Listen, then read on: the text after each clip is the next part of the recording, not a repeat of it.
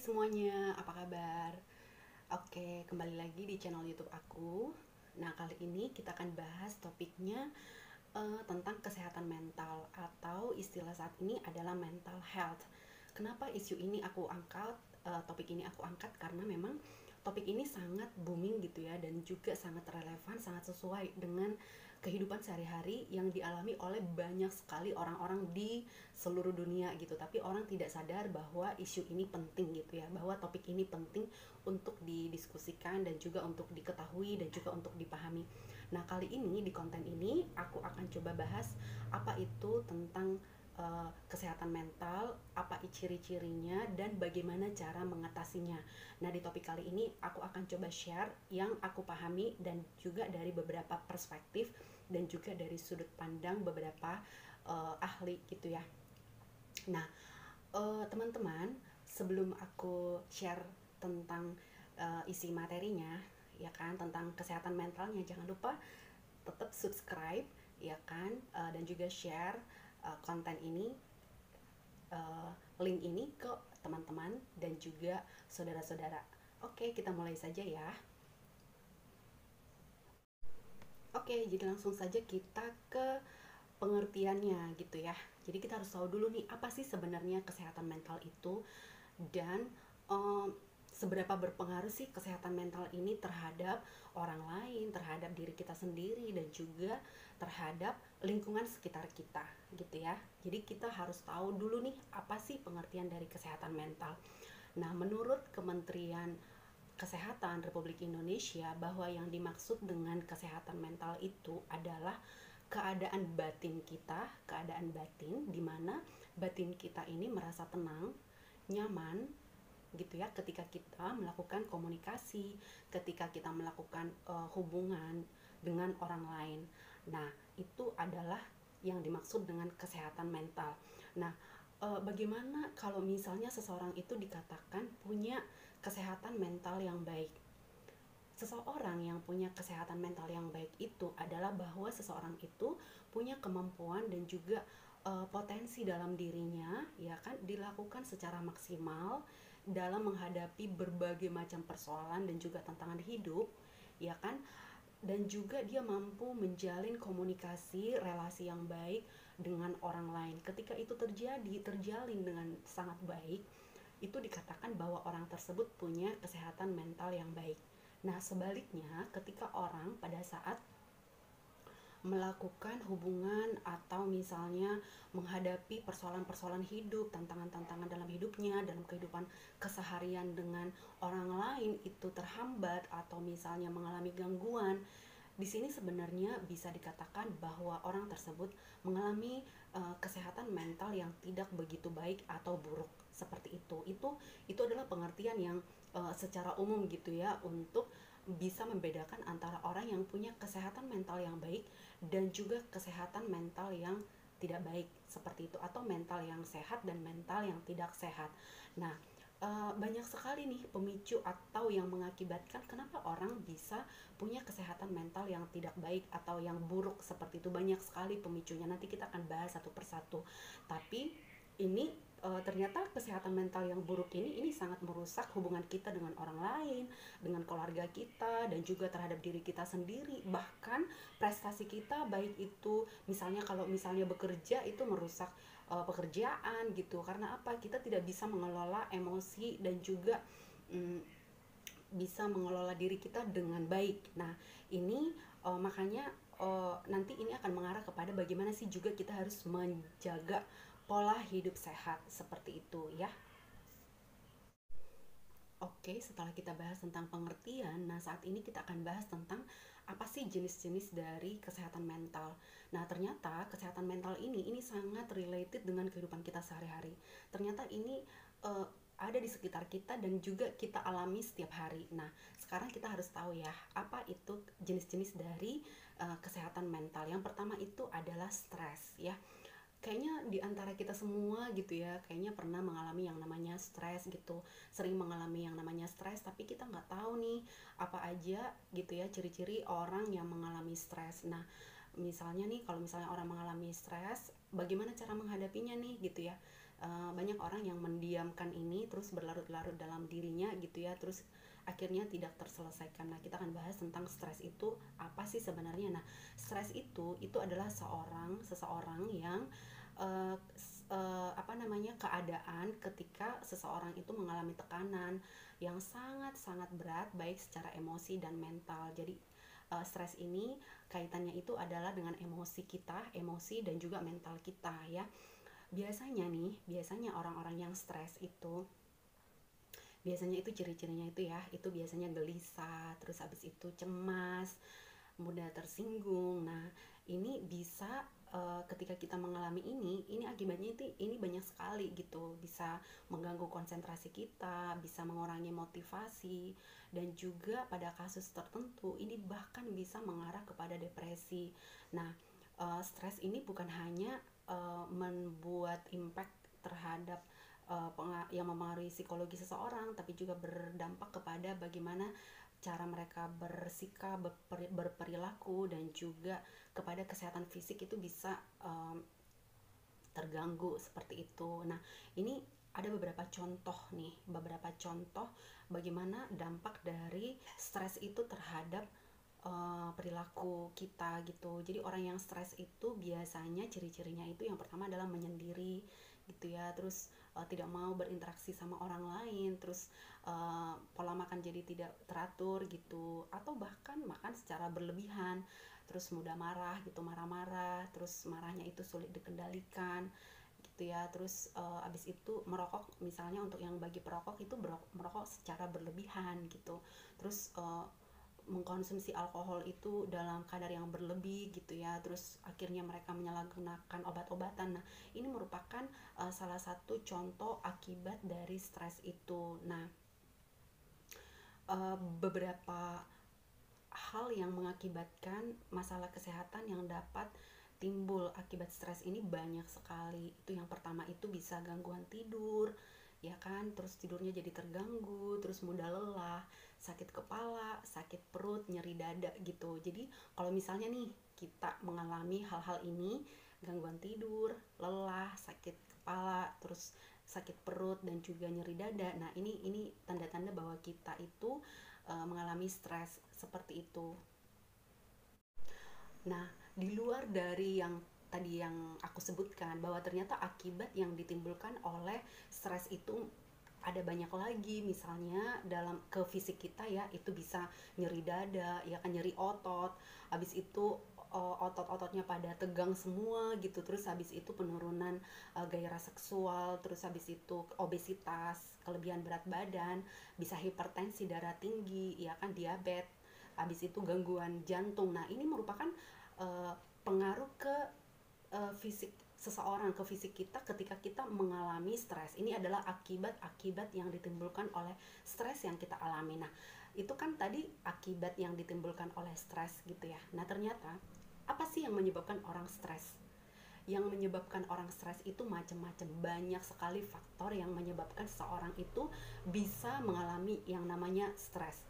Nah, masalah yang sering dialami orang itu yang akhirnya membuat dia stres itu adalah masalah keuangan, masalah finansial yang buruk gitu ya, masalah keuangan yang berlarut-larut, terus masalah keuangan yang sangat sulit untuk diatasi karena sudah sangat tidak bisa mengontrol keadaan keuangan dan juga uh, complicated gitu ya. Nah, ini adalah masalah yang diakibatkan, ini adalah sebab penyebab dari stres itu. Terus apalagi sih masalahnya? Masalahnya adalah masalah sosial, hubungan sosial gitu. Jadi ketika kita bermasalah dengan orang lain, ketika hubungan kita dengan orang lain tidak baik, nah ini merupakan sebab dari stres gitu ya. Lalu yang berikutnya adalah permasalahan dalam keluarga, dalam rumah tangga gitu ya, hubungan suami istri, atau hubungan kita dengan pasangan, atau misalnya uh, dalam keluarga kita gitu ya. Ini juga bisa sebab dari stres, dan juga pekerjaan kita yang kita jalankan saat ini itu juga bisa menyebabkan kita stres, ya kan. Nah, sekarang setelah kita sudah tahu nih sebab-sebab dari stres itu, nah sekarang langkah yang harus kita lakukan adalah bagaimana sih kita untuk mencari akar permasalahan dari stres ini, lalu kita akan mencari solusinya. Karena poin yang paling penting sebenarnya ketika kita belajar tentang kesehatan mental adalah mencari solusi dari setiap persoalan yang kita hadapi, setiap stres yang kita hadapi itu apa sih solusinya, seperti itu ya. Nanti kita akan bahas tentang apa solusi gitu ya, apa yang harus kita lakukan dalam menanggulangi, dalam memanajemen stres itu. Nah, yang pertama adalah yang harus kita lakukan untuk menanggulangi stres adalah belajar menerima bahwa suatu masalah itu adalah hal yang tidak dapat diubah. Jadi kita harus belajar gitu ya, menerima suatu masalah yang sulit diatasi untuk hal-hal yang tidak dapat diubah. Jadi kita harus menerima dulu nih gitu bahwa masalah itu ada gitu. Kalau kita denial, menolak bahwa itu ada, itu nanti akan membuat kita jadi tertekan. Jadi kita harus belajar menerima kenyataan seperti itu. Yang kedua adalah berpikir positif, bahwa segala sesuatu dalam hidup kita itu akan ada hikmahnya, akan ada hal baik di segala hal yang ada dalam hidup kita. Yang ketiga adalah belajar untuk mengendalikan diri, dan yang keempat itu menerima saran dari orang lain, ya kan, dan melakukan hal-hal baru yang menantang, ya kan, dan juga kita bisa menyisihkan waktu untuk hal-hal yang kita sukai gitu. Jadi kita menyediakan waktu untuk melakukan hal-hal yang kita sukai seperti apa gitu. Terus kita terlibat dalam kegiatan-kegiatan yang bisa membantu orang lain gitu ya, baik itu secara sosial gitu ya. Terus menghindari cara-cara negatif gitu, yang nanti kalau misalnya kita melakukan hal-hal negatif lain itu bisa menambah stres di kita gitu. Misalnya kita mengurangi konsumsi alkohol, bagi yang sering minum alkohol atau yang merokok gitu ya, itu bisa dikurangi gitu, dan itu bisa mengurangi stres gitu. Terus bekerja dengan mengedepankan kualitasnya, bagaimana cara kita untuk memanajemen kegiatan kita lebih baik gitu, untuk hidup lebih seimbang. Jadi ini harus dipelajari gitu ya, harus diusahakan supaya bisa gitu untuk mengurangi stresnya. Jadi teman-teman, ini bermanfaat sekali ya, bagaimana cara mengatasi stres. Nah, yang kedua adalah jenis gangguan mental yang kedua, ya kan, kesehatan mental yang kedua. Yang pertama tadi stres, yang kedua adalah gangguan kecemasan. Apa sih gangguan kecemasan itu? Gangguan kecemasan adalah kondisi psikologis ketika seseorang mengalami rasa cemas berlebihan secara konstan gitu, tetap gitu ya, dan sulit dikendalikan sehingga berdampak buruk dalam kehidupan sehari-hari. Jadi ini adalah keadaan psikologi seseorang ya teman-teman ya. Dia cemas gitu, dia mengalami kondisi psikologis yang tidak bisa dikendalikan. Nah, ini berkaitan dengan kecemasan. Ini biasanya itu timbul karena banyak faktor gitu, karena misalnya menghadapi misalnya ujian, atau menghadapi klien, atau menghadapi persoalan gitu ya, sehingga muncul rasa kecemasan gitu ya. Terus ini akan sulit, membuat orang jadi sulit relax gitu, akan jadi sulit santai, akan sulit tenang, ya kan, karena apa? Karena dia sudah mengalami keadaan psikologis yang tidak normal gitu, ya kan. Nah, ini merupakan gangguan kecemasan. Nah, selain kecemasan ya kan, atau rasa takut yang berlebihan, gejala psikologis lain yang bisa muncul pada orang yang mengalami gangguan kecemasan adalah kurang percaya diri.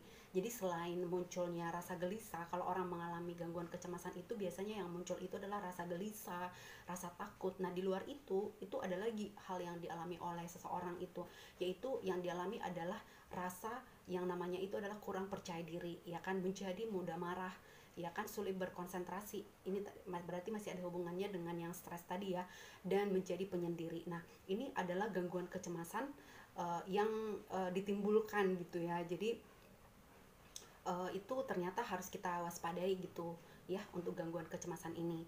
Nah, gejala fisik ini yang diakibatkan oleh gangguan cemas ini macam-macam sekali ini ya.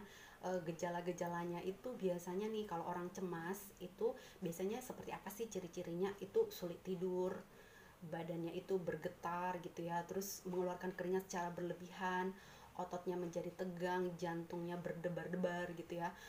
Terus habis itu mudah sesak nafas, lelah, sakit perut, sakit kepala, pusing gitu ya, cepet pusing gitu, mulut terasa kering, kesemutan. Nah, teman-teman, ini waspada ya, waspada bahwa ini merupakan salah satu gejala fisik yang diakibatkan oleh gejala kecemasan gitu ya.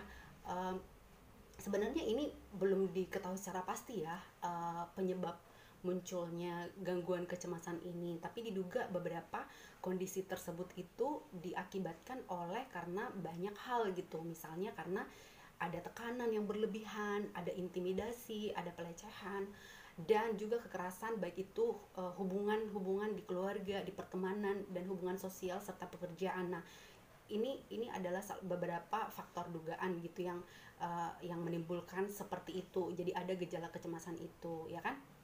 Nah, yang ketiga adalah depresi, ya kan? Yang ketiga adalah depresi. Nah, depresi ini adalah merupakan jenis yang ketiga kesehatan mental, yang artinya ini adalah gangguan suasana hati. Jadi suasana hati kita itu yang mengakibatkan kita secara terus-menerus itu merasa sedih berlarut-larut gitu. Terus ini biasanya terjadi berhari-hari dan berlangsung lama gitu. Itu sudah depresi, teman-teman. Jadi harus hati-hati ya kalau misalnya ketika kita menghadapi masalah, tekanan hidup, dan kita akhirnya jadi cenderung menyendiri dan membuat kita merasa sedih berlarut sampai larut berhari-hari, berminggu-minggu, bahkan berbulan-bulan. Ini gejala dari depresi, teman-teman. Nah, beberapa ciri-ciri ya kan, beberapa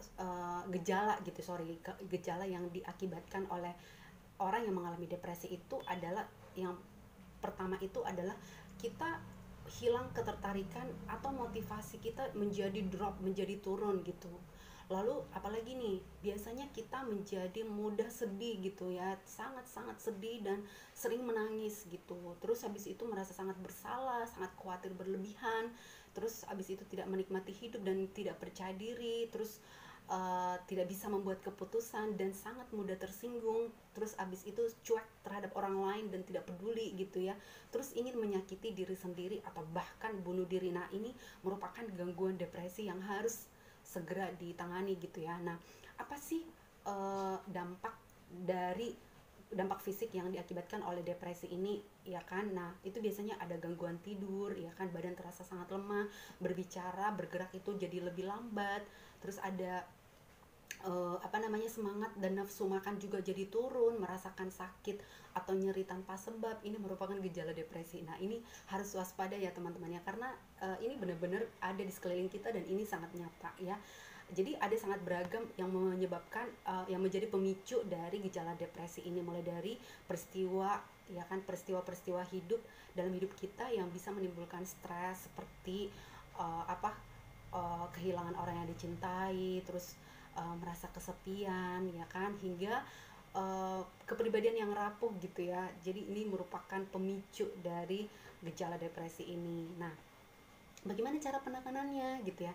Nah, ini harus ditangani oleh orang-orang yang profesional ya. Khusus yang depresi itu harus dikonsultasikan ke orang yang profesional, misalnya dokter atau psikolog atau psikiater, untuk membantu menterapi, untuk konsultasi gitu ya, menghadapi orang-orang yang mengalami gejala ini, karena ini merupakan uh, yang ketiga dari kesehatan mental yang benar-benar harus diperhatikan gitu, yang depresi, orang yang mengalami depresi gitu ya. Nah, sementara menurut UNICEF ya, UNICEF itu adalah United Nations International Children's Emergency Fund ya, bahwa ada 4 cara bagaimana kita untuk membantu orang lain dalam mengenangani kesehatan mental mereka gitu ya.